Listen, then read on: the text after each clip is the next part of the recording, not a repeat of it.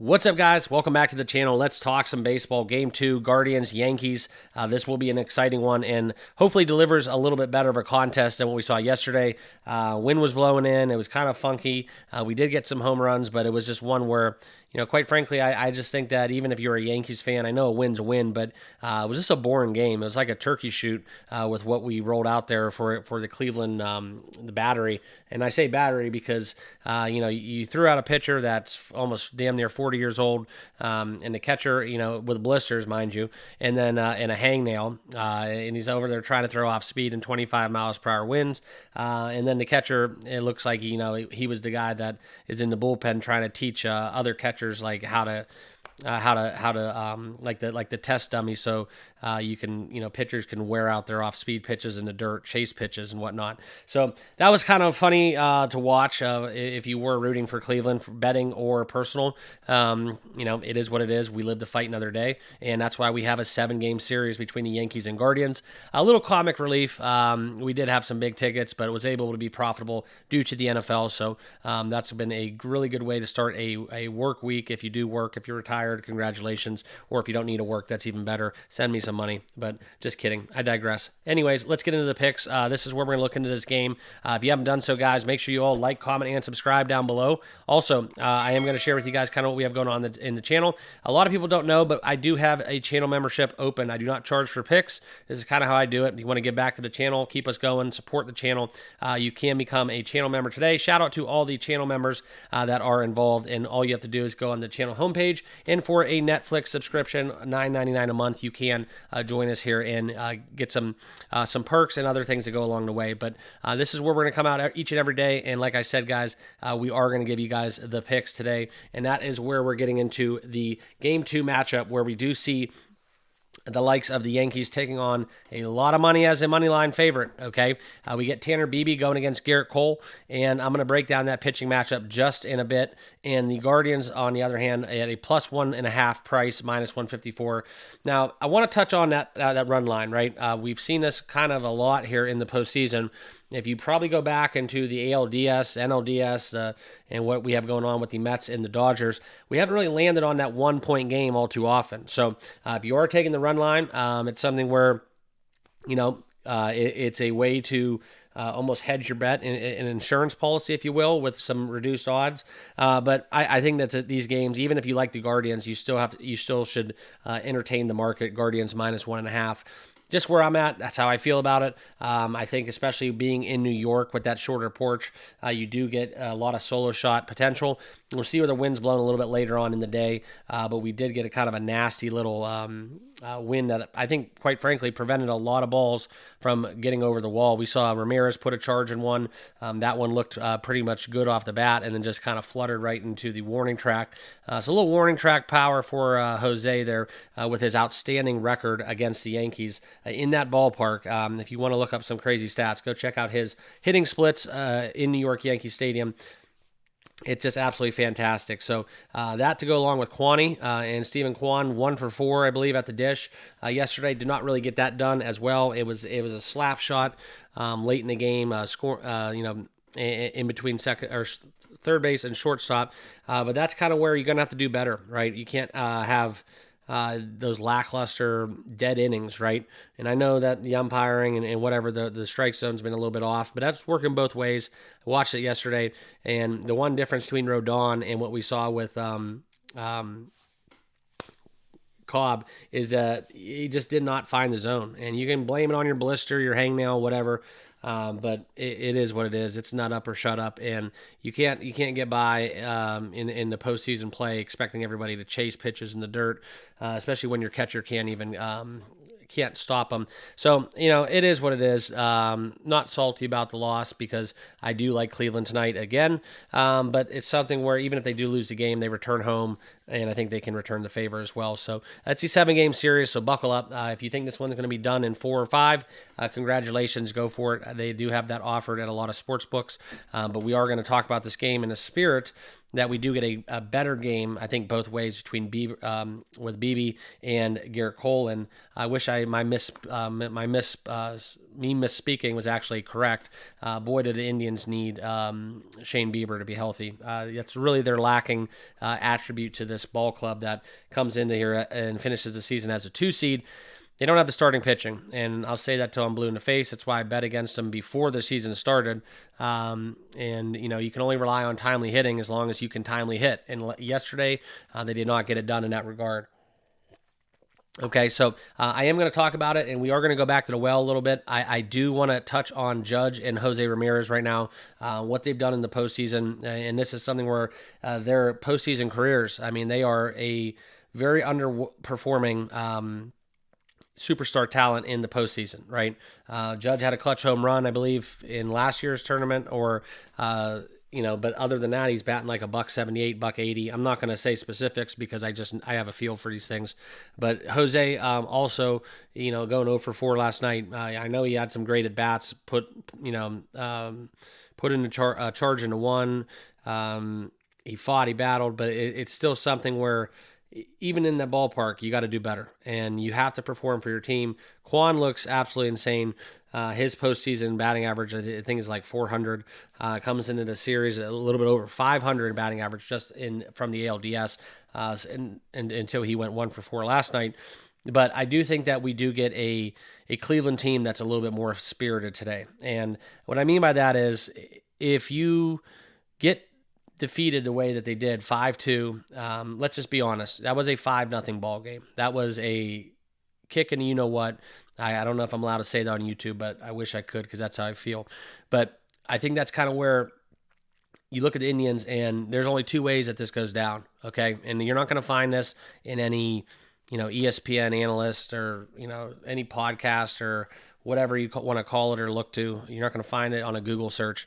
There's either 2 ways that the Indians respond. They come back, they fire up, and they win a 2-1 ball game, or they return the favor just like the Mets did against the Dodgers in Game 2. Baseball players are a little different in terms of kind of emotion, I would say. It's a little bit of a screw loose mentality. I don't know if you necessarily get that much with the Guardians, but I can tell you one thing's for sure: they don't care that they lost last night, and that's kind of where I'm lending towards in terms of a handicap here. And on the other hand, the other half of that argument needs to be said as well. The Yankees, they're professionals. Aaron Boone is a hell of a manager. I'd love to play for that guy. And I think that when you get this on the other side of the equation, the Yankees, quite frankly, don't care that they won last night. They want to treat it like both teams are coming in this ball game 0-0. So I don't think you're going to get a pressure-filled performance by the Guardians, and I don't think you're going to get a cocky, lackluster performance by the Yankees. I think it's going to be a hell of a ball game tonight. All right, and some of the numbers that back this up is we look into Tanner Beebe. He had 1 start in his career going against the Yankees. This was back in 2023. Kind of just an average quality start, right? 5 innings, 5 1/3, 4 hits allowed, 2 earned runs. It's just nothing crazy. No real, strikeouts to run home to. It was just kind of 5K performance. And I know this was a whole nother year, but it's relatively speaking on just the fact that you get a scouting report, you face, different looks from the box. You've seen that live fastball before. Okay. It's weird. Brains process that. And for some reason, there's some kind of memory where you remember what somebody's fastball looks like. Okay. It's almost the same as just remembering somebody's name. But anyways, that's just something crazy to be said. But Garrett Cole is something where we have to look into kind of his last start. Okay, now against Cleveland, Garrett Cole has really had a different kind of issue. Okay, and what I mean by that is he has had a very, very good showing against Cleveland. In really his record, and this is dating back to when he wasn't hurt, wasn't injured, Cy Young performances, and so on and so forth. But in his last 5 starts against Cleveland, now albeit these are different ball clubs, okay, and we have not gotten one in 2024. outside of the August 22nd game. But this was one where, you did see in that game, he only had 1 inning, so I don't really consider that. But in those last 4 out of 5 wins that he had, under 5 hits. So this is kind of all playing into the narrative where, yes, I do think Cleveland comes out and gets it done more so efficiently on offense. I think they're going to be able to play good baseball. But Garrett Cole's one of those pitchers where you're either on him or not. And you saw what happened to Ramirez breaking his bat last game. The weather's cold.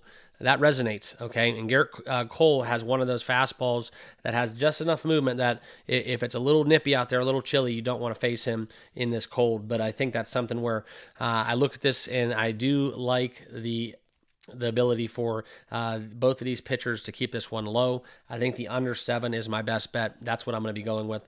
And I know that's a lot of talking for just one pick, but I am going to give you guys some numbers alongside that, okay? The other thing I want to talk about is how much of the bullpen that the Indians had to use yesterday, okay? So when we talk about that and what that means for today, they have to win today. Okay, they have to win today. They can't afford to just roll the dice in the 4th or 5th inning, or hey, we're going to pump them out in the 6th and see if we can get 2 outs against a righty. It's not going to work that way. Okay. It's going to be one where, yes, I do like the under, and the reason why is I think that we're going to see a very short leash on the likes of Tanner Beebe. So if you want to look for those outs to kind of fluctuate a little bit, that's something where I would dive into that, taking Tanner Beebe under his outs. You can look at kind of the strikeout prop as well, over 4.5. I just don't know how deep he goes into this game. That's the only thing I'm worried about, okay? And yesterday, to touch on that strikeout situation, tip to the cap to Carlos Rodon, okay? One of the best props I thought for the numbers and by the market was the under 5.5 Ks, and damn, he had that in the 4th inning. So, in Cleveland is the team that strikes out the second least in all of baseball. So I digress. That was just kind of an outlier performance. So that kind of lends me to the fact that I do like the Indians in this spot if you want to bet the side. However, for me, I'm going to go kind of a little contrarian in this one. The bet for me in this spot is going to be the under 7 runs for the total game. We hit that last night. All right, we hit that last night with a game where if you asked me which one would have went over, I would have picked last night versus tonight. So, I think the under cashes once more. I think we do get under 7. In worst case, we get a push. But this is something where you look at Tanner Beebe. Hasn't lasted 5 innings in any of his starts. Okay, he has been efficient. And I think that we look into kind of Garrett Cole. He's just basically been a touch over 2 in terms of an ERA in his last, dozen or so starts from the numbers. And I think this is something where we can look for a shutout performance or at least a good one. I just don't really want to bet against the Indians here because I do think that they do have the bullpen and the desire to keep this one short. So if they do get late in the game, the Guardians still have a chance. And that's where I think that they really are going to have kind of the edge in this game, is that they will have their bullpen ready to rock. So for me, it's going to be kind of a lean on the Indians plus 1.5. I talked to you about my analysis on that. So I'm not going to take it in that regard. But I don't think this one gets crazy in odds in terms of in the runs scored. So that's a market that I'm going to like. That's my best bet, under 7 runs. All right. And to go alongside that, I do want to tell you guys that if you can find a number out there, if you want to do a parlay, okay, Jose Ramirez total bases, you can take the over half base at minus 192. Also, you could take the 1.5 hits, runs, RBIs. If you take that and you parlay that with the likes of Steven Kwan, and for my money, I do like Juan Soto.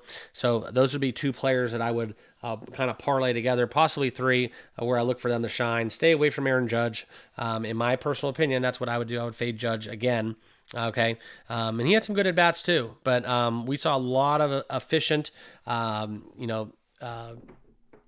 ball players there for the Guardians club, that one of their biggest attributes is they perform, okay, and they deliver, and they did not put any up in terms of runs outside of the Rocchio shot, and then that late little scratch through run scored late in the game that didn't really amount to anything. So that's kind of where we're at. All right. So I think that you have to look into this game and kind of handicap it in the sense of where do you see the score being, and don't go crazy with props and stuff if you don't really like it getting over a certain run number. But for me, it's the under. I do think though that we do get some runs. And I think that if we're going to deliver on that, the four people that I told you a little bit earlier that I would like to back would be obviously Soto, Ramirez, Kwan. And if I was going to play any of the bombers there for the Yankees, it would be Stanton over Judge, fade Judge. And I also do like the likes of Lane Thomas. That's something where I think he's a little bit due. And I did like the way his approach was at the plate as well.